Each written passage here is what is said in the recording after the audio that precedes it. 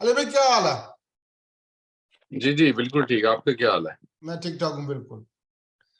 آج کل پاکستان میں عمران خان صاحب ہر جگہ چھائے ہوئے ہیں، چاہے وہ وزیر اعظم نہیں رہے، لیکن جو لوگ ان کے مخالفین بھی ہیں اور جو ان کے حامی بھی ہیں وہ انہی کے حوالے سے گفتگو کرتے ہیں، اور میری اور آپ کی آج کی گفتگو کا موضوع یہی ہے. لیکن ہم نے آج عمران خان کی عمران خان کے حوالے سے ایک بڑی اسپیسیفک چیز پہ بات کرنی ہے.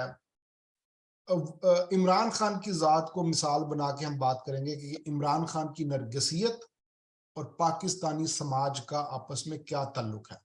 لیکن کوئی ضروری نہیں کہ ہم عمران خان تک محدود رہیں، آپ ہم اور باقی سیاستدانوں اور مذہبی رہنماؤں کا بھی اس میں تجزیہ کر سکتے ہیں.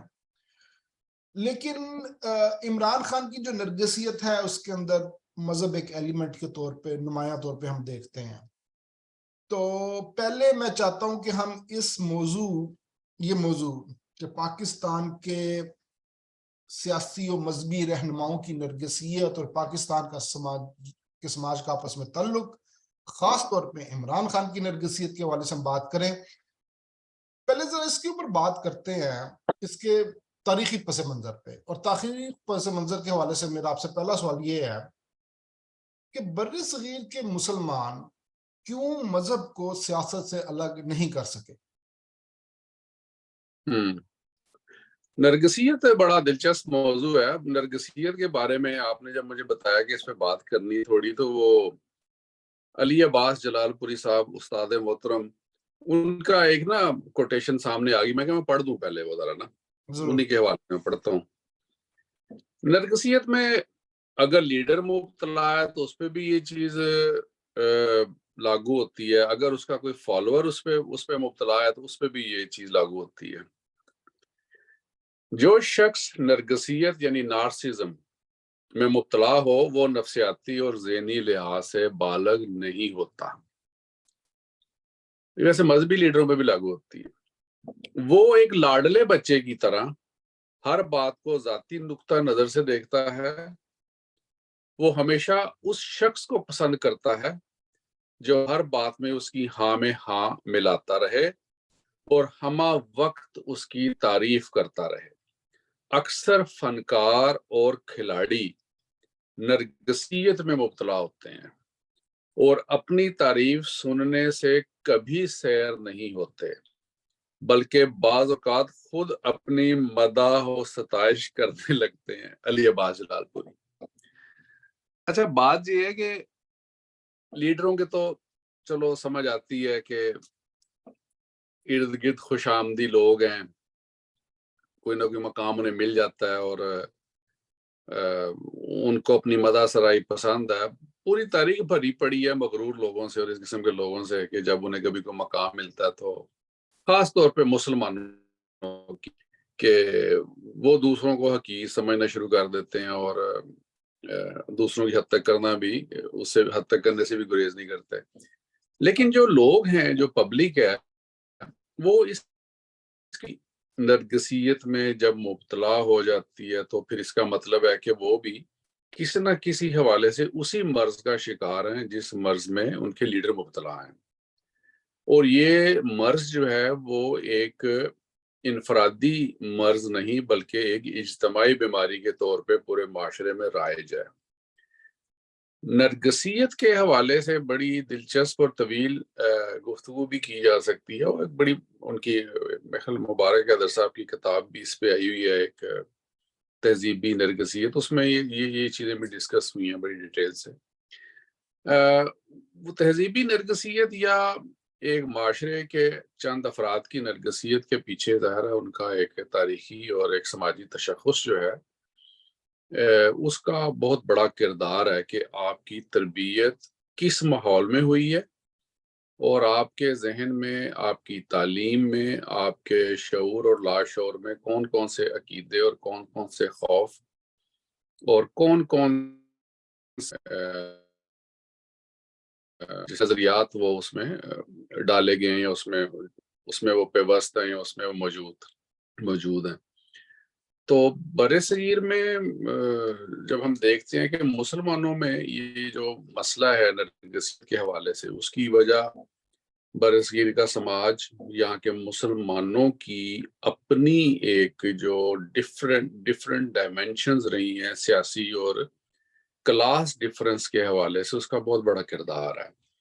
اور شناخت ایک اتنا امپورٹنٹ سبجیکٹ ہے کہ نرگسیت کا شناخت کے ساتھ بہت ہی گہرا تعلق بن جاتا ہے۔ برِ صغیر کا سماج جو ہے وہ بیسیکلی تو ایک شخصیت پرستی کا ہی سماج تھا نا، جہاں بت پرستی تھی، شخصیت پرستی تھی، براہمن بڑا اس میں ایک اس کا کلیدی کردار تھا، ذات پات کا نظام تھا۔ جو ایلیٹ کلاس تھی، لوگ تو اسی سے اپنے مفادات پھر وابستہ رکھا کرتے تھے، اس لیے لوگوں میں شخصیت پرستی کا جو عنصر ہے وہ بدرجہ اتم ان کے ڈی این اے میں موجود ہے۔ مسلمانوں میں یہ جو چیز آئی ہے، اس کے پیچھے یہاں کا ہی وہی تشخص اور سارا سماج ہے کہ جو مسلمانوں کا لوکل طبقہ تھا ہندوستان کا، اس کو تو آج تک شناخت نہیں ملی، نہ ان کو مسلمانوں نے قبول کیا اور نہ ان کو لوکل کمیونٹیز نے، جن سے وہ علیحدہ ہو گئے مذہب چینج کر کے، نہ انہوں نے ان کو قبول کیا۔ تو اس لیے جب کبھی آپ کو شناخت کے بحران کا سامنا کرنا پڑتا ہے تو پھر آپ اپنی آئیڈینٹی اور اپنا تشخص اور اپنا ویٹیج جو ہے وہ مختلف شخصیات میں تلاش کرتے ہیں۔ اس کے اندر انسان کی ایک اپنی ذاتی انا بھی وابستہ ہوتی ہے۔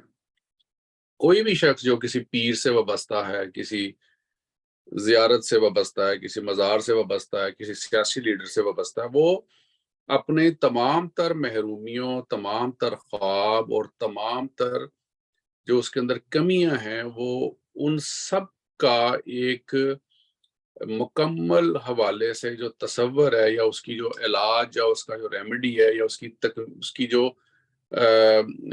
خواہشات کی تکمیل کا ایک بھرپور اس کو جو ماڈل نظر آتا ہے، وہ اس کو اپنے لیڈر میں نظر آتا ہے کہ میں اگر اس کو فالو کروں گا، یا اس کو میں دیکھوں گا، یا اس کے ساتھ میں چلوں گا، تو میرے اندر یہ چیزیں، یا میری یہ محرومیاں جو ہیں اس سے ختم ہو سکتی ہیں۔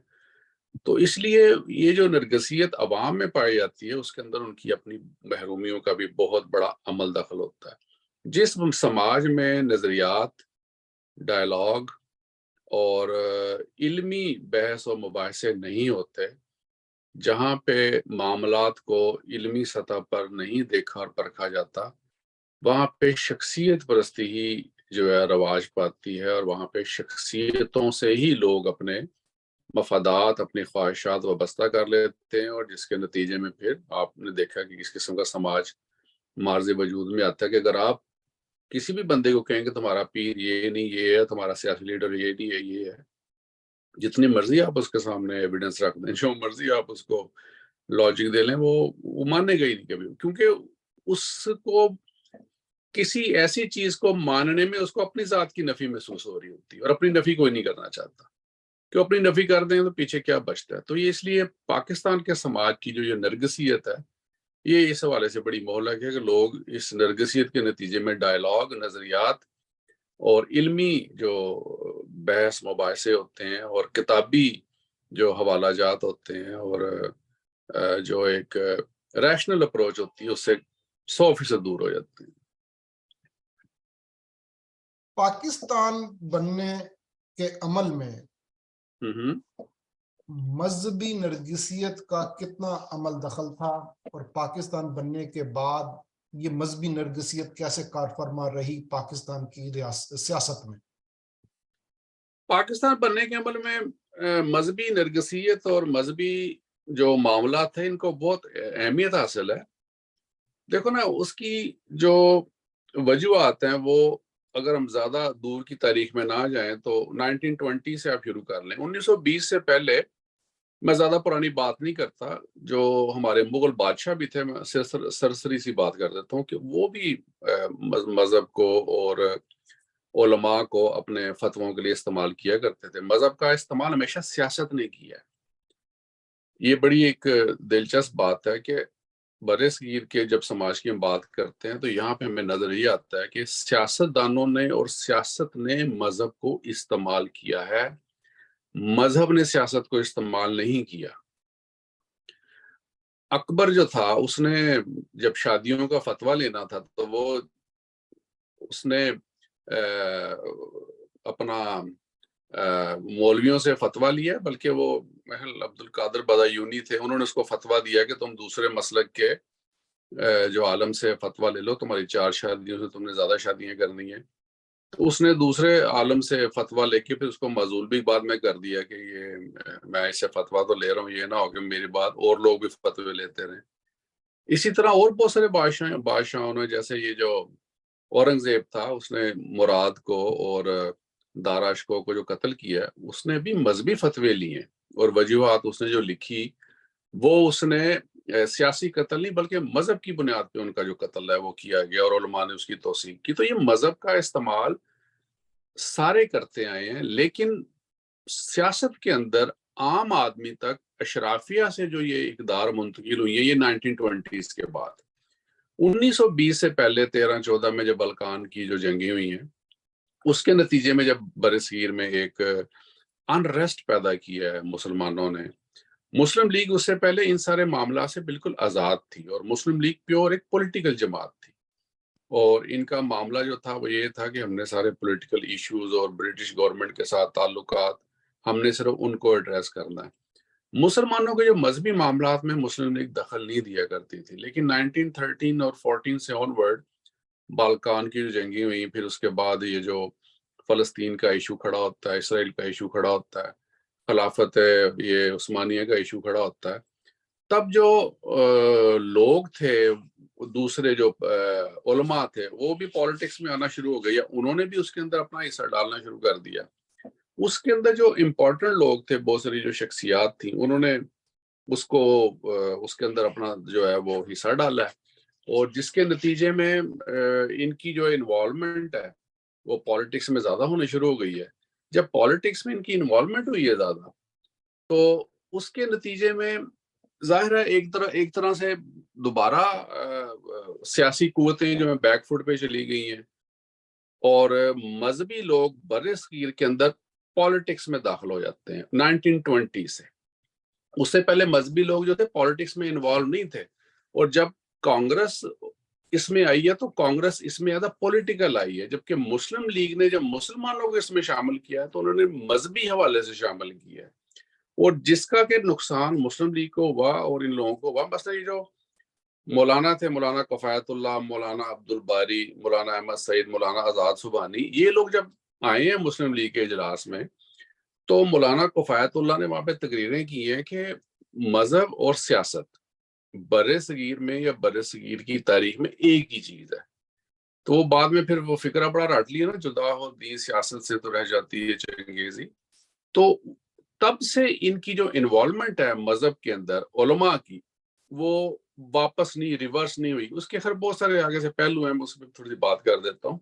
صرف ایک لیڈر تھے چودھری خلیق الزمان، جس نے یہ کہا تھا کہ یہ تم لوگ مولویوں کو جو شامل کر رہے ہو نا، اس کا بڑا نقصان ہوگا، اور یہ لوگ آ تو گئے، ریورس کبھی نہیں ہوں گے، اور بات ان کی بالکل ٹھیک تھی۔ تو اس کا بہت زیادہ نقصان ہوا، اور آگے چل کے گاندھی صاحب نے بھی جب حمایت کر دی طریقے خلافت کی، گاندھی صاحب نے اس کے پولیٹیکل جو تھے وہ اس کے سارے جو بینیفٹ اٹھائے۔ اس کا فائدہ یہ ہوا کہ کانگریس تھی وہ ایک نیشنل پولیٹیکل پارٹی جو تھی وہ بن کے سامنے آتی ہے، جس میں وہ مسلمانوں کے اور ہندوستان کے لوگوں کے سیاسی حقوق کی علمبرداری کر رہی ہے، جبکہ جو مسلمان ہیں ان کے اندر یہ ایک مذہبی مسئلہ بن گیا۔ جب یہ مذہبی مسئلہ بن گیا تو علماء اور پولیٹیشین جو تھے وہ اس کو ہائی جیک کرنے میں ڈس انٹیگریٹ ہوئے ہیں۔ تو یہ ایک بڑا اس کے اندر، اس کے نتیجے میں پھر آپ کو پتہ بعد میں پھر وہ ہجرت کا بھی جو معاملہ تھا وہ بھی زیر بحث آیا، اور علماء نے جناب اس کے اندر وہ ہجرت کا بھی معاملہ جو تھا وہ اٹھایا۔ پھر یہ لوگ افغانستان چلے گئے، جہاں پہ جا کے جس طرح ہوا وہ ایک علیحدہ بات ہے۔ 10,000 کے قریب لوگ مارے گئے افغانستان کے بارڈر پہ تحریک ہجرت کے نتیجے میں۔ تو مسلمانوں نے علماء کو پالیٹکس میں جب شامل کیا تو انہوں نے مذہب کے حوالے سے اس کو ڈیل کرنے کی کوشش کی، جس کے نتیجے میں برصغیر کے مسلمانوں کو نقصان ہوا۔ یہی بات جو تھی، یہی ہجرت کا موضوع جو تھا 47 میں بھی زیر بحث آیا۔ تب ابوالکلام آزاد جو 20 میں ہجرت کے حق میں تھے، لیکن 47 میں وہ تقریر کر رہے ہیں اور وہ کہہ رہے ہیں کہ تم لوگ یہاں سے نہ جاؤ، ہمارا گھر ہندوستان ہے اور ہم نے یہیں رہنا ہے. جبکہ مولانا شبیر احمد عثمانی جو ہیں وہ تقریر کر رہے ہیں کہ یہ اب دارالہجرت ہے. رسول کریم نے بھی ہجرت کی تھی، مدینہ نئی جگہ گئے تھے اور انہوں نے کامیابی حاصل کی، لہذا ہم نے یہاں سے جانا. دونوں کے پاس فتوے موجود تھے. تو جب علماء اپنی ایک افادیت معاشرے پر قائم کرنے کے لیے وہ کامیاب ہو جاتے ہیں تو اس کے بعد ان کے دیے ہوئے فتوے یا ان کی جو یہ ساری باتیں ہیں، ظاہر اس کا پھر امپیکٹ تو ہوتا ہے. تو وہ ایک ڈیفرنٹ بڑا لمبا موضوع چل جائے گا اگر ہم اس پہ بات کریں کہ علماء کے کون کون سے فیصلوں کا پاکستان اور ہندوستان کی سوسائٹی پہ کون کون سا امپیکٹ ہوا ہے.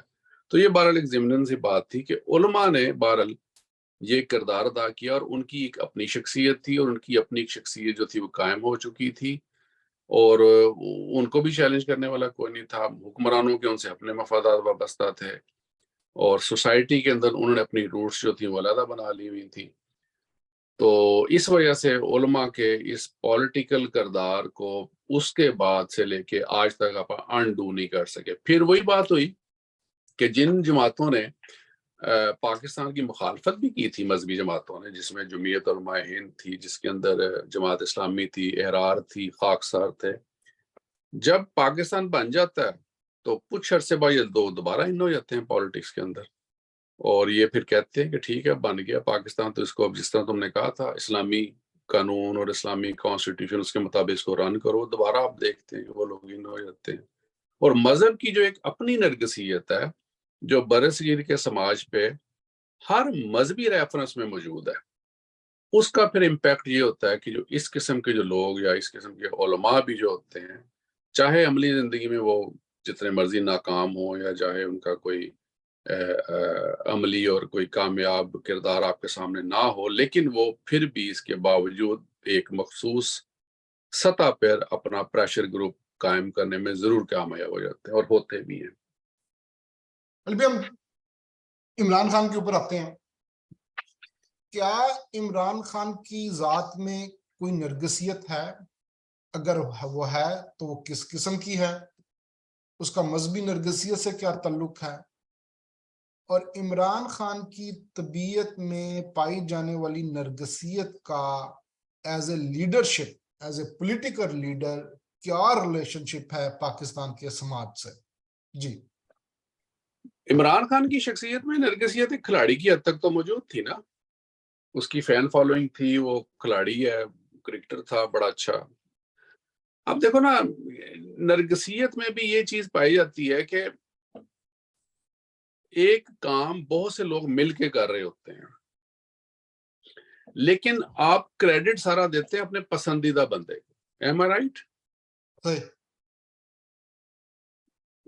کرکٹ کھیلنے والے 12 بندے ہیں، 11 کتنے ہوتے ہیں؟ 12.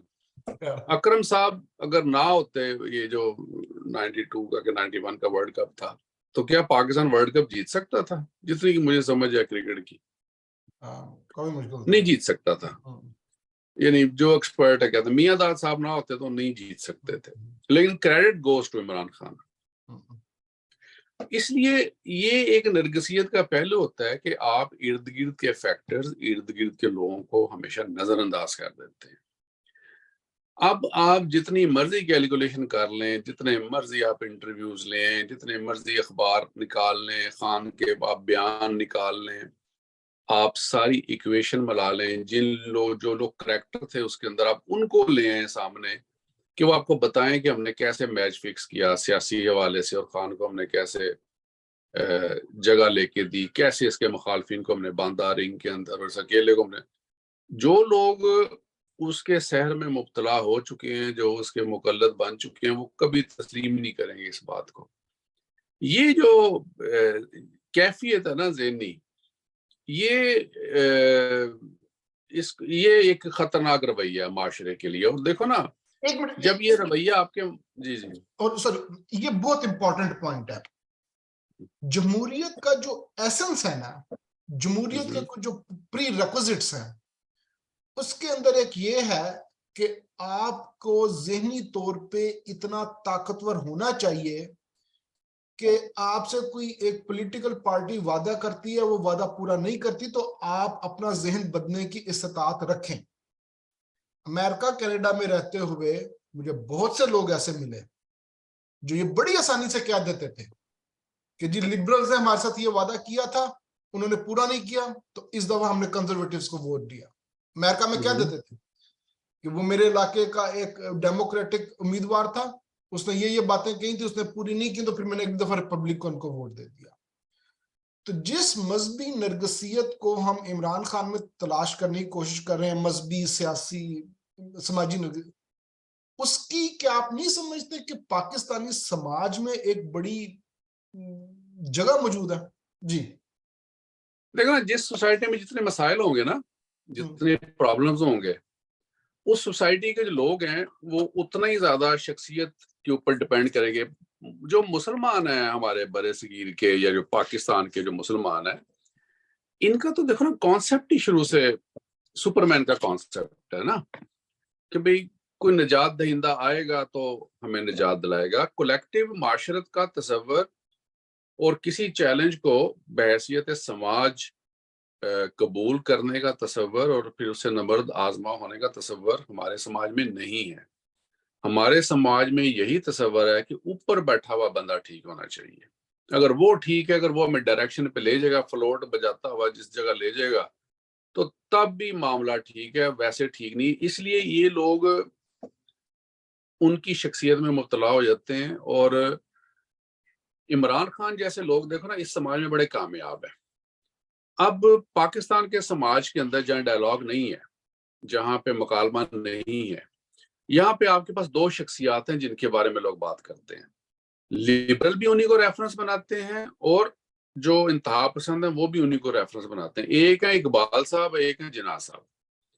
اب لبرل جب اقبال کی بات کریں گے تو وہ اقبال کے فارسی میں سے نکال کے لیں گے حوالے، یا اس کی ذاتی زندگی کے ریفرنس نکال کے لے آئیں گے، یا شعر اس کے نکال کے لے آئیں گے جس کے اندر لبرل باتیں یا علماء کے خلاف اس نے بات کی ہے۔ جو جہادی ہیں یا جو مذہبی انتہا پسند ہیں، وہ اقبال کے جو ہیں وہ اسلامی شعر نکال کے لے آئیں گے، شہباز کو، ممولے کو شہباز سے لڑا دیں گے، شاہین کے شعر نکال کے لے آئیں گے، اس یا کے وہ بعد یہ نہیں بتاتے کہ اس کے بعد مولا مر جاتا ہے۔ ہاں یہ نہیں بتانا، وہ شہید ہو گیا نا، مرا نہیں، شہید ہو گیا۔ تو شہید کا مقام کیسے بولتا ہے، یہ شہیدوں کی قوم ہے۔ اچھا، اسی طرح جناح صاحب کے بارے میں بات ہوتی ہے کہ جو لبرلز ہیں وہ جناح صاحب کی 11 اگست کی تقریر لے آتے ہیں نکال کے کہ یار دیکھو یہ جناح صاحب کا پاکستان۔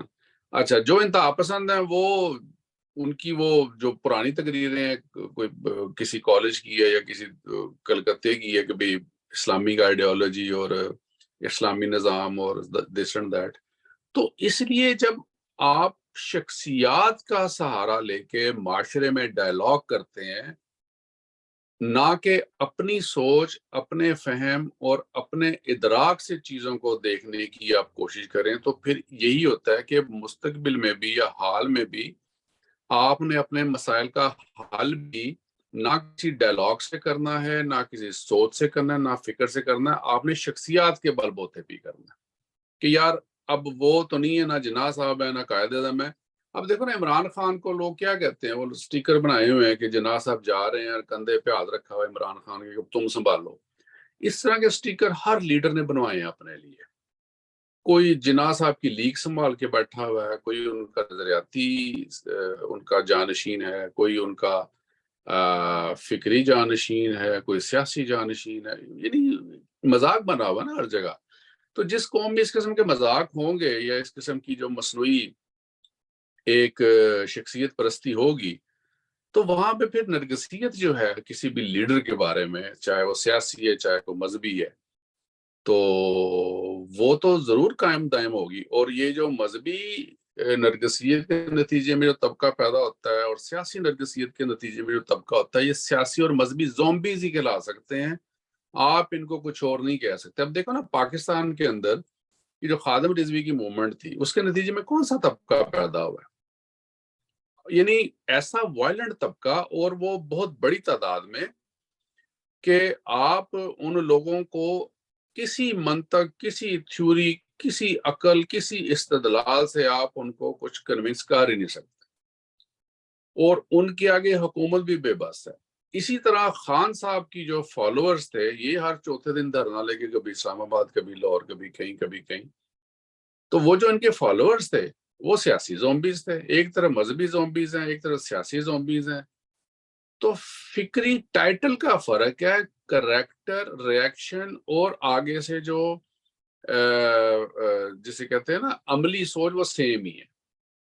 تو یہ ہمیشہ ان معاشروں میں ہوتا ہے جہاں پہ میں نے پہلے بھی بتایا کہ سوچ اور نظریات اور فکر کے اظہار پر پابندی ہو، اور آپ کو اجازت بھی نہ ہو کہ آپ نے یہ چیزیں جو ہیں وہ کرنی ہے یا یہ کر سکتے ہیں۔ علی بھائی دیکھیں، میں تھوڑا سا نا اس چیز کو ایکسپلور کرنا چاہتا ہوں۔ ٹھیک ہے، عمران خان میں نرگسیت ہے، پاکستان کا سماج جو ہے وہ ایک نرگسیت والے رہنما کو پسند کرتا ہے، دین واٹس دا پرابلم؟ یار اس کا پرابلم یہ ہوتا ہے کہ جب لوگوں کی نفسیات میں یہ بات بیٹھ جائے کہ میرے مسئلوں کا حل یا تمام مسائل کا ادراک ایک شخصیت نے کرنا یا کسی شخصیت نے کرنا، پھر نظام بھی کمزور ہو جاتے ہیں۔ اگین اس معاشرے میں مکالمہ، ڈائلاگ، فکر، سوچ اور اظہار سبھی کچھ مر جاتا ہے۔ یہ عمران خان کے جو ساتھی ہیں اب جو سارے آ کے انٹرویو دے رہے ہیں، یہ عام لوگ تو نہیں تھے، اچھے خاصے لوگ تھے نا۔ یہ فیصل وارڈا دے رہا ہے انٹرویو، علیم خان ایک پرسنل لائف میں سکسیسفل آدمی ہے، جہانگیر ترین سکسیسفل آدمی ہے، اسد عمر ایک سکسیس۔ آج یہ لوگ بندے آ کے سارے باتیں کر رہے ہیں، تو یہ جو کل تک اس کے ساتھ تھے کیوں نہیں کر سکتے تھے؟ شخصیت پرستی، اجازت نہیں تھی ڈیفر کرنے کی۔ اگر اجازت ہوتی ڈیفر کرنے کی، یہ اگر اس کے ساتھ ڈیفر کر سکتے ہوتے، اگلا بندہ بھی اس کیپیسٹی میں ہوتا کہ اختلاف کو سن کے اس پہ عمل کر سکتا ہوتا، تو کیا یہ پولیٹیکل پارٹی اور عمران خان کا ڈکلائن اور جو ڈسٹرکشن ہو رہی ہے یا آگے ہوگی وہ اس طرح ہونی تھی؟ کبھی بھی نہیں ہونی تھی۔ تو یہ بہت بڑا نقصان ہوتا ہے، یہ لیڈر کا بھی نقصان ہوتا ہے، پولیٹیکل پارٹی کا بھی نقصان ہوتا ہے، اس کے جو بلائنڈ فالوورز ہوتے ہیں ان کا بھی نقصان ہوتا ہے، اور پورے سماج کا نقصان ہوتا ہے جب بھی کوئی سیاسی فکر کو سماج میں زوال آتا ہے تو غیر سیاسی، غیر جمہوری طاقتوں کو اسے مزید فروغ ملتا ہے۔ اس وقت پاکستانی سماج میں مذہبی نرگسیت کے حوالے سے آپ کچھ تفریق دیکھتے ہیں؟ مثلا ایسے لوگوں میں جو ریاست پاکستان کے انسٹیٹیوٹ سے ذہن سازی جن کی نہیں ہوئی، میرا مراد ہے کسی گاؤں گوٹھ میں بسنے والے لوگ، عام بندے جن تک ریاست پاکستان کے پھیلائے گئے نظریات کا پرچار ابھی تک نہیں پہنچا، ایک وہ طبقہ ذہن میں رکھیں، اور پھر ایک وہ طبقہ جو پاکستانی ریاست کے بنائے گئے سرکاری اداروں سے کسی بھی حوالے سے وابستہ رہا ہے اور اس کی ذہن سازی وہاں سے ہوئی ہے۔ ان دو طبقوں میں مذہبی نرگسیت میں کوئی فرق ہے؟ بہت فرق ہے یار۔ آپ آج بھی پنجاب کے اگر کسی ریموٹ ایریا میں چلے جائیں، مثلا تھل کا علاقہ ہے، آگے سے رحیم یار خان، تھر کا علاقہ، اس کا چولستان کا علاقہ ہے، تھل کا علاقہ ہے، جنوبی پنجاب کے علاقے ہیں، دور دراز کے جو علاقے ہیں۔ پنجاب حالانکہ بہت آبادی ہے، پاپولیٹڈ ہے، ڈیولپ ہے۔ اسی طرح آپ چلے جائیں سوات کے علاقے میں، دیر میں جب کس زمانے میں گیا ہوں تو وہ لوگ ایسے تھے، یعنی میں آپ کو بات کر رہا ہوں لیٹ 80s کی، سوات یا چترال والی سائڈ پہ جب کبھی گئے، لوگ پیسے نہیں لیتے تھے آپ سے کھانے کے، یعنی انبلیویبل ان کے جو ایٹیٹیوڈ تھے۔ ادھر پنجاب والی سائڈ پہ آج بھی کسی آپ پرانے ڈیرے پہ چلے جائیں، کسی جگہ چلے جائیں، لوگ نہیں پوچھیں گے آپ کون ہو کون نہیں، آپ اس کو 4 پہ لا دو، روٹی مکھن لسی، بعد میں پوچھیں گے کون ہے پرونے ہیں، کدھروں آئے ہیں تو کدھر چل رہے ہیں۔ ان چیزوں کا تعلق کلچر سے ہے۔ یہ والا وہ کلچر ہے جو کسی سیاسی حکومت نے یا کسی مذہبی لیڈرشپ نے آپ کو اس ملک میں نہیں دیا، یہ صدیوں سے رائج تھا۔ شہروں میں یہ کلچر ظاہر ڈیفرنٹ ہے۔ اب شہروں میں جس طرح نمازوں میں یا مسجدوں میں تفریق ہے کہ ہر محلے میں یا ہر جگہ پہ مختلف جو مکتبہ فکر ہے، ان کی مسجد ہیں یا ان کی مدرسے ہیں۔ جو پرانے گاؤں ہیں وہاں پہ دیکھیں مسجد ہوتی تھی، مسجد کہتے ہوتے تھے، چھوٹی سی مسجد ہوتی تھی تو سارے وہی نماز پڑھ لیا کرتے تھے۔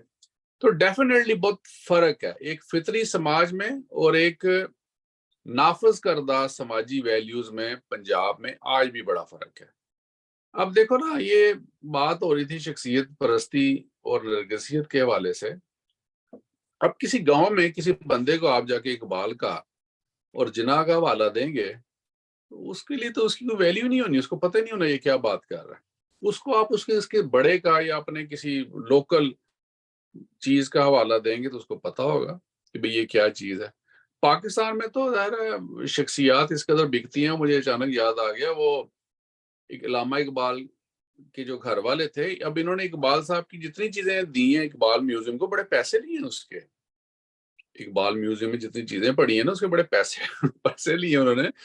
وہ ان کے بھتیجے تھے نا اعجاز احمد، جن کی کتاب تھی مظلوم اقبال، اس میں انہوں نے لکھا ہے کہ میری بچپن کی واکر تھی، یعنی اعجاز احمد صاحب کی بچپن کی واکر تھی، تو کہتے ہیں ان کے گھر والوں نے وہ اقبال کی واکر کر کے وہ بھی بیچ دی، وہ میوزیم میں پڑی ہوئی ہے۔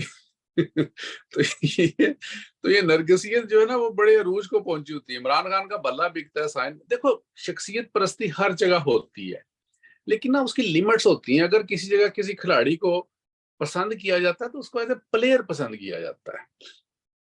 آپ کے کینیڈا میں یا امریکہ میں یا ادھر یورپ کے سماج میں کسی فٹ بالر کو، کسی پلیئر کو پسند کیا جاتا نا، تو اسے ایسے مفکر نہیں پسند کیا جاتا، یا اس کو یہ نہیں سمجھا جاتا کہ یہ اب آ گیا تو بس دنیا جہان کے مسئلے حل۔ اس کو ایز اے پلیئر اس کو نا اس کی قدر کی جاتی ہے، جو کہ ٹھیک ہے، جائز بات ہے، کرنی چاہیے۔ لیکن ہمارا سماج اس قدر تھکا ہوا سماج ہے، اتنا قحط الرجال ہے، اتنے بچارے سے کہتے ہیں نا پنجابی میں تھوڑے ہوئے لوگ ہیں کہ ان کو ذرا سی بھی کہیں سے کوئی چمک نظر آ جائے، اسی کے پیچھے بھاگ پڑتے ہیں کہ یہی جو ہے نا وہ ہمارے لیے آفتاب ہے، یہی ہمارے لیے نیر ہے۔ اب پاکستان میں عمران خان کی جو مقبولیت ہوئی تھی، اس کے پیچھے بہت بڑا کردار جو تھا نا، وہ نواز شریف اور زرداری کے رد کا تھا۔ ایک ایسا طبقہ جو نواز شریف، زرداری یا پیپل پارٹی سے نظریاتی طور پہ نالان تھا، انہوں نے ریاکشن کے طور پہ بھی عمران خان کو اڈاپٹ کیا، لیکن وہ ریاکشن بھی ظاہر ہے اندھا ہوتا ہے، اس میں بھی وہ ساری چیزیں شامل نہیں ہوتی۔ اب نواز شریف اور زرداری یا باقی پولیٹیکل پارٹیز کے بارے میں جو پروپیگنڈا کیا جاتا ہے کہ یہ کرپٹ ہیں یا ان میں یہ ہے وہ ہے، ہوں گے کرپٹ، لیکن اس کے پیچھے بہت بڑا کردار غیر جمہوری قوتوں کا۔ انہوں نے پاکستان میں ان لوگوں کو آج تک پالیٹکس نہیں کرنے دی۔ اگر پالیٹکس کرنے دی ہوتی 97 سے آن ورڈ، اگر پالیٹکس میں فوج کی مداخلت نہ ہوتی، انڈیا کے ساتھ 97 میں جو 99 میں جو لاہور ڈیکلیریشن سائن ہوئی تھی، اس کے بعد سے تعلقات اگر ٹھیک رہتے، آپ کے بارڈر کھل جاتے، آپ کی ٹریڈ ہوتی، کشمیر کا بارڈر کھل جاتا، تو یار پاکستان کے آج کے حالات میں زمین و آسمان کا فرق ہوتا۔ یہ کارگل کا ایشو نہ ہوتا اور یہ جنگ نہ ہوتی، اور نہ ہی یہاں پہ پھر امریکہ آتا، اور نہ ہی جنرل صاحب جو ہے امریکہ کے کہنے پہ یہاں پہ ایک دہشت گردی کا جہنم جناب وہ کھولتے، جس کے اندر آپ کی ساری قوم جو تھی وہ نظریاتی طور پہ اور معاشی طور پہ تباہ و برباد ہوگی۔ تو ان کا بڑی دور تک امپیکٹ جاتا ہے ان سب چیزوں کا۔ لیکن جب قصور گنا جائے گا تو زرداری، نواز شریف جو ہے پلید قرار پائیں گے۔ اب آج کل عمران خان کے ساتھ جو کچھ ہو رہا ہے، عمران خان کے جو مقلدین ہیں وہ ظاہر ہے ان کی اپنی پسند فکر ہے۔ آج سے 10 سال بعد یہی عمران خان صاحب ہوں گے، ان کے بارے میں پاکستان کے سماج میں ایسے معجزے، ایسی میرا مطلب ہے کہ وہ خوابوں کی تعبیر، اور ایسے ایسے روحانی اعجازات لکھے جائیں گے کہ آپ اور میں جو ہے نا اگر زندہ ہوئے تو پڑھ کے دنگ رہ جائیں گے کہ اچھا یہ اتنا عالم فاضل اتنا قابل وجود تھا کہ جس کو پاکستانی قوم اور سماج نے ضائع کر دیا. تو یہ بھی ہماری قوم کا ایک المی ہے کہ جس کسی قوم کے یا جس کسی لیڈر کے سحر میں مبتلا ہوتے ہیں اس کا سب سے پہلے مذہبی قد بڑھاتے ہیں. اور خان صاحب بھی آگے سے جو تھے وہ پورے فنکار آدمی تھے اور اسلامی ٹچ دینا, ریاست مدینہ, رحمت للعالمین اتھارٹی بھرپور استعمال کیا. سب کو پتہ ہے ٹوپی ڈرامہ فراڈ بازی کر رہا ہے لیکن لوگ لگے ہوئے ہیں پیچھے. اپنی ذاتی زندگی میں آج بھی پلے بوائے ہے. آپ اس کی ریکارڈنگ سنا دیں کسی کو, اس کی ساری باتیں سنا دیں, nobody will believe that. نہیں وہ تو آرٹیفیشل انٹیلیجنس سے جعلی بن جاتی ہیں نا. ہاں وہ سارے استدلال آ جائیں گے.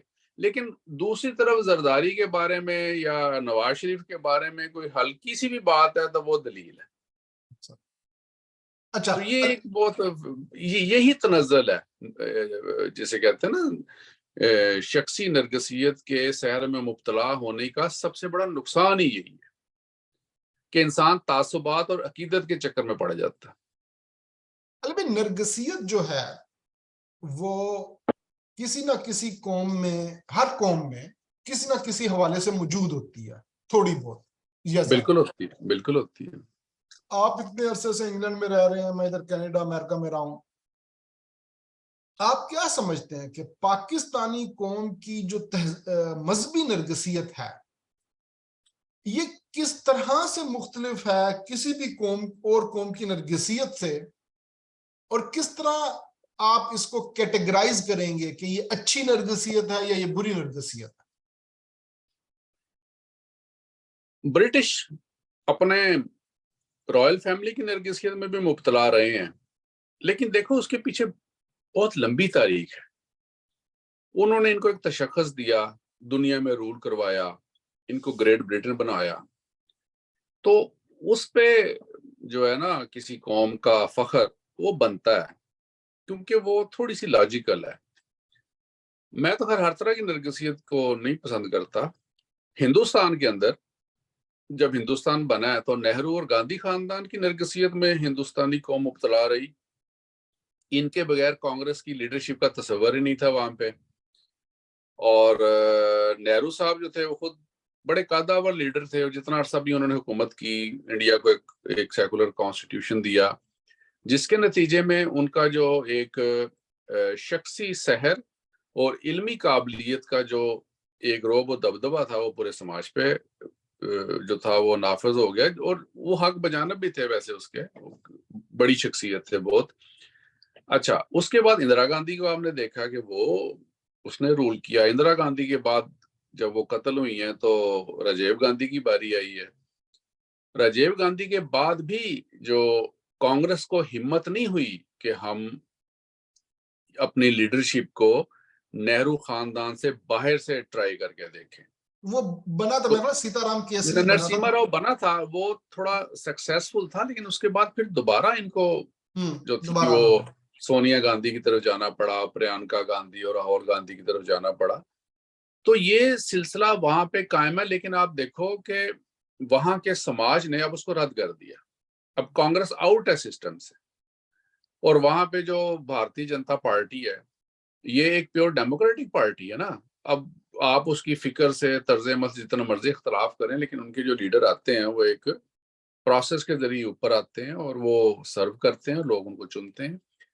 پاکستان کے سماج کا المیہ جو ہے وہ ظاہر ہے نہ برطانیہ سے ملتا ہے نہ ہندوستان سے ملتا ہے. یہاں پہ آپ نے ڈینائی کیا اپنی ساری کلچرل ویلیوز کو, اپنے تاریخی ورثے کو. 47 کے بعد تو آپ کا کچھ, 47 سے پہلے تو آپ اون نہیں کرتے کسی چیز کو. کل جیسے ہماری بات ہو رہی تھی کہ اسکندر اعظم جو تھا وہ جب یونان سے نکلا ہے ہندوستان میں آیا تب تو وہ عیسائی نہیں تھا, اور وہ جب یونان گیا ہے واپس اور جب کرسچینٹی 300 سال بعد آئی ہے یونان میں تو یونانیوں نے اسکندر کو ڈسون تو نہیں کیا, ان کا آج بھی ہیرو ہے. یونانیوں کے جو گوڈیسز تھے جو کرسچینٹی سے پہلے جتنی بھی گریک میتھولوجیز ہیں جن کو آج بھی انگلش لٹریچر میں اور اس میں میتھولوجی میں بہت بڑا ان کا رول ہے، امپورٹنس ہے ان کی. ان کو کسی نے ڈسون تو نہیں کیا آج تک گریس میں. پاکستان میں آپ نہ موئنجودڑو کو اپنا کہتے ہیں، نہ ہڑپا کو اپنا کہتے ہیں، نہ کٹاس راج کو اپنا کہتے ہیں. آپ نے تو وہاں پہ بلڈوزر لے کے تو جین مندر اور باقی مندر تک بھی گرا دیے. تو تشخص کو مجروح کرنا اور برباد کرنا جس طریقے سے ہم نے شروع کیا تھا، اس کا منطقی انجام پھر یہی کچھ ہی ہے. خادم رضوی اور عمران خان اور فضل الرحمان اور یہ کچھ ہی میں کہہ سکتا ہوں. تو پاکستان نے اپنا تشخص جو تھا تاریخی اور سماجی حوالے سے وہ خود مجروح کیا، اور پھر یہاں پہ سیاسی طاقتیں جو تھیں وہ کبھی بھی پروان نہیں چڑھ سکیں. جیسے پہلے بات ہوئی ہے کہ لگاتار ملٹری رول رہا ہے، ابھی بھی تو مارشل ہے نا، صرف ڈکلیئر نہیں. ایک مذہبی نرگسیت میں مبتلا معاشرے میں کیا جمہوریت پروان چڑھ سکتی ہے؟ نہیں چڑھ سکتی. تو پھر اور اس ریاست کا کیا جی دیکھو، پاکستان میں اگر جب آپ نے سوورینٹی بلانگس ٹو اللہ کر دیا rather than sovereignty belongs to people, تو جب آپ کی بنیاد ہی نہیں ہے وہ والی، تو پھر آپ کیسے یہاں پہ ڈیموکریٹک ویلیوز کو پروان چڑھ سکتے؟ دیکھو 3 کانسٹیٹیوشن نکلے ہیں پاکستان میں، 62 کا، 57 کا اور 73 کا. 62 کے کانسٹیٹیوشن میں ایوب خان نے کوشش کی تھی اس کو سیکولر کانسٹیٹیوشن بنانے کی، اور اس نے اس میں اسلامک ریپبلک آف پاکستان نہیں ڈالا. لیکن اس کے اوپر اتنی کھپ پڑ گئی، شور پڑ گیا کہ ان کو بھی بعد میں اسلامک ریپبلک آف پاکستان ڈالنا پڑا. گو کہ ایوب خان نے کچھ فیملی لاز جو تھے وہ انہوں نے اسلامک لاز کی طرز پہ نہیں بنائے، ان پہ بھی اعتراض ہوا لیکن وہ اس پہ ڈٹے رہے. اس کے علاوہ کسی کو ضرورت نہیں ہوئی کہ آپ آج تک کوئی سیکولر کانسٹیٹیوشن، سیکولر آئین. تو جب ایک فرد واحد کی ویلیوز نہیں ہیں اور اس کے مقابلے میں مذہبی لوگوں کو ہر لحاظ سے فوقیت حاصل ہے، آج بھی آپ کے ملک میں کوئی کانسٹیٹیوشنل امینڈمنٹ کے لیے، کوئی نیا قانون پاس کرنے کے لیے جو آپ کی اسلامی نظریاتی کونسل سے چیزیں پاس کروانی پڑتی ہیں، تو پھر مربع ہی ہے نا یار، ایک چون کا. اس میں نہ تھوڑا بہت تڑکا آپ نے جمہوریت کا لگا دیا ہے، برتن آپ کے پاس جو ہے وہ مذہب کا ہے، نیچے سیک آپ کی جناب عسکری قوتیں جو ہیں وہ باہم پہنچا رہی ہیں. جس کا دل کرتا ہے اٹھا کے آپ اس کو اس دیگچی میں بھون دیتے ہیں، تو کیا اس کا کیا نتیجہ نکلے گا؟ اس کے نتیجے میں کیا چیز پیدا ہوگی؟ تو جو آج سماج ہے پاکستان کا جس نہج پہ پہنچا ہوا، تو یہ سب کچھ ہی پیدا ہوگا نا. اس کے اندر کوئی بہتری گنجائش تو نہیں ہو سکتی. معاشی طور پہ، اقتصادی طور پہ، سیاسی طور پہ، ہر لحاظ سے بری طرح نوز ڈکلائن ہے. علی بھائی آخری بات کرتے ہیں کہ پھر آپ کے نتیجے میں اس چیز کی کیا مطلب نتائج نکلیں گے، ایسے سماج کے، ایسے لیڈروں کے، ایسے نظام کے؟ کیا اس کا مستقبل کیا دیکھتے ہیں آپ؟ اس کا مستقبل کیوس، انارکی، بیڈ گورننس اور ڈیٹیوریشن جو کچھ ہو رہا. دیکھو نا، آپ کے ملک میں نہ کوئی سیاسی سٹیبلٹی ہے اور نہ کوئی اکنامک سٹیبلٹی ہے. ہمیشہ چینجز وہاں آتی ہیں، سماج ترقی کی طرف وہاں سفر کرتا ہے جہاں پہ گریجولی جسے کہتے ہیں نا ایک سٹیبلٹی ہوتی ہے، پولیٹیکل سٹیبلٹی. یہ آپ دیکھیں نا 2014 سے لے کے آپ 2023 9 سال ہو گئے ہیں. یہ دھرنے جب اسلام آباد کے شروع ہوئے تھے 2014 میں شروع ہوئے تھے نا، تو کیا آپ خبریں اٹھا کے دیکھ لیں، اخبار اٹھا کے دیکھ لیں، کوئی پروڈکٹیو بات نہیں ہے. ایک دوسرے گالم گلوچ، الزام تراشیاں، عدالتیں، دعوے، جھوٹے الیکشن، 35 پینچر، یہ کر دو وہ کر دو، سو موٹو ایکشن، عدالت یہ ہے، جج یہ ہے، عمران خان یہ ہے، نواز شریف چور ہے، زرداری چور ہے، جرنیلوں کی اپنی اس میں کارستانی ہے. تو اس قسم کے کیوس اور اس قسم کے مفاد پرست معاشرے میں جہاں پہ آپ کے ملک کی اشرافیہ جو ہے، چاہے اس کا تعلق سیاست سے ہے، چاہے فوج سے ہے، چاہے عدلیہ سے، یہ سارے اپنی اپنی گیمز کھیل رہے ہیں.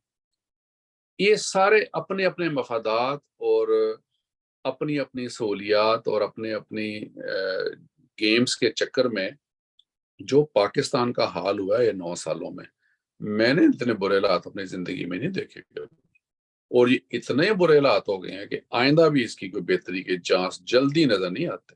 دیکھو یار 2018 میں آپ کا 1800 ارب روپیہ جو تھا فورن ڈیٹس تھا، 2018 کو جو بجٹ ہے نا، اس کے اندر 1800 ارب 1800 ارب روپیہ آپ نے فورن ڈیٹس اور انٹرسٹ کی مد میں دینا تھا.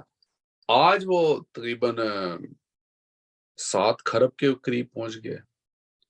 تو اتنے سالوں میں آپ نے کیا ہے پاکستان میں؟ کون سی ڈیولپمنٹ کی ہے جس کے لیے آپ نے اتنے قرضے لی؟ بیڈ گورننس ہے نا. وہ ڈاکٹر ایشر نے کتاب لکھی تھی نا، گورن دی ان گورنیبل، بڑی زبردست کتاب تھی. اس میں اس نے یہ چیزیں ڈسکس کی تھی کہ پتہ نہیں سب کیسے گورن ہوگا، کیونکہ سب سے بڑی بات پولیٹیکل سٹیبلٹی نہیں، اور کوئی اس میں آج بھی سنجیدہ نہیں ہے. ابھی بھی جو کچھ پاکستان جو پولیٹیکل انسٹیبلٹی ہے اس کا سماج میں پائی جانے والی مذہبی نرگسیت سے کیا تعلق ہے؟ بڑا اچھا سوال ہے. سماج میں پائی جانے والی مذہبی نرگسیت سے اس کا تعلق یہ ہے کہ مذہب کے نام پہ آپ نے سماج کو آج تک پیرالائز رکھا ہے. لوگ آج بھی عمران خان کے اوپر جو اعتراض کر رہے ہیں نا، سب سے بڑا وہ کیا کر رہے ہیں؟ کوئی نظریاتی بات نہیں بندہ کر رہا، کوئی یہ بات نہیں کر رہا کہ اس نے معاشیات کا یہ کیا یا اس نے وہ کہہ رہے ہیں جی شہداء کی بے حرمتی ہو گئی. سب سے بڑا اعتراض یہ ہے اس کے اوپر اور اس کی پارٹی پہ، اور اس کا جواب نہ وہ دے سکتا نہ اس کی پارٹی والوں کو ضرورت دینے کی. تو یہ مذہب نہیں تو اور کیا ہے بھائی؟ وہ بت کسی کا توڑا ہے، چلو غلط بات ہے توڑا ہے، اس طرح کا یار 10 اور بنا لو. تو جو زندہ لوگوں کی زندگی آپ لوگوں نے برباد کی ہوئی ہیں، جہنم بنائی ہوئی ہیں، کوئی بندہ اس کے بارے میں نہیں بات کرتا. تو یہ مذہبی ریفرنس ہی ہے نا سارا سماج کے اندر. اور جب سماج میں ایک مذہبی ریفرنس موجود ہوگا، لوگوں کو مذہب کے نام پہ آپ جہاں مرضی جیسے مرضی بیوقوف بنا لیں، تو پھر اشرافیہ اپنے مفادات مذہب کے نام پہ بڑی آسانی سے استعمال کرتی ہے. جیسے میں نے شروع میں کہا تھا نا کہ مذہب ایک ایسی چیز ہے کہ جس کو سیاست نے ہمیشہ اپنے مفادات کے لیے استعمال کی ہے. مذہب میں اتنی کیپیسٹی نہیں ہے کہ وہ سیاست کو استعمال کرے، یہ سیاست اور سیاستدان اس کو استعمال کرتے ہیں. اب ایک اور بحث ہے پاکستان کے اندر جو پہلے چلتی ہوتی تھی، اب ختم ہو گئی ہوئی ہے ویسے تو، کیونکہ ہر چیز جو ہے سیاسی وہ مذہبی لوگوں نے ہائی جیک کر لی ہوئی ہے. آپ کی جرت ہے آپ خادم رضوی کے فالوورز کی مرضی کے بغیر کو کام کر کے دکھائیں، آپ کی جرت ہے مولانا فضل الرحمان کی مرضی کے بغیر پاکستان میں کام کر کے دکھائیں. یہاں پہ پہلے کسی زمانے میں بحث ہوتی تھی کہ مذہب اور سیاست دو علیحدہ علیحدہ چیز، انڈیویجولی لوگ ابھی بھی یہی سوچتے ہیں. لیکن سماجی جبر، ریاستی جبر یہ ہے کہ انہوں نے مذہب اور سیاست کو ایک کر دیا. اچھا اب یہ ریاست نے کر دیا کہ مذہب اور سیاست ایک ہو گئی، انہوں نے سیاست میں بھرپور مذہبی تڑکا لگایا، اور پاکستان کے سارے سیاسی لیڈروں نے یہ کام کیا، جناح سے لے کے تو عمران خان تک. ٹھیک ہے، اچھا لوگ کم از کم اتنا شعور ضرور رکھتے ہیں اس حوالے سے، یعنی تھوڑی سی مجھے ہوتی ہے امید کہ لوگ اتنا شعور ضرور رکھتے ہیں کہ لوگ مذہبی لوگوں کو ووٹ نہیں دیتے. اچھا اس کے اوپر بھی میرا اپنی ذاتی رائے یہ ہے، وہ یہی ہے کہ لوگ مذہبی رہنماؤں کو کرپٹ سمجھتے ہیں، اور وہ سمجھتے ہیں they are not true representative of Islam. آپ کے الفاظ ہیں کہ مذہب سے بیزار نہیں ہے، مذہبی رہنماؤں سے بیزار ہے. مذہبی رہنماؤں سے بیزار. تو مذہبی پاکستان میں لوگ ہیں، ابھی بھی بڑے مذہبی لوگ ہیں، اور مذہبی فکر سے ان کو انکار نہیں ہے. ان کو انکار صرف مذہبی فکر کی تشریح سے اور آگے سے انٹرپریٹیشن سے اور ان لوگوں سے ہے جن کی وجہ سے ان کی زندگی میزریز ہوئی ہوئی. یار پاکستان میں آپ کو یاد نہیں جب یہ طالبان والا فینومینا ہوا تھا، یہ ایسے شادیانے بچاتے تھے آپ کے میڈیا والے اور پاکستان والے جیسے پتہ نہیں انہوں نے اندلس فتح کر لیا دوبارہ. میرا اب کل کی باتیں ہیں نا ساری، آج کے دور میں آج کے زمانے میں آپ کی یہ فکری اور سطحی سوچ ہے تو آپ کو اللہ ہی حافظ ہے نا. شکریہ علی بھائی، بہت بہت بڑی ہم نے سیر حاصل گفتگو کی ہے، تو انشاءاللہ پھر آپ سے دوبارہ بات ہوگی. اوکے علی بھائی، خدا حافظ.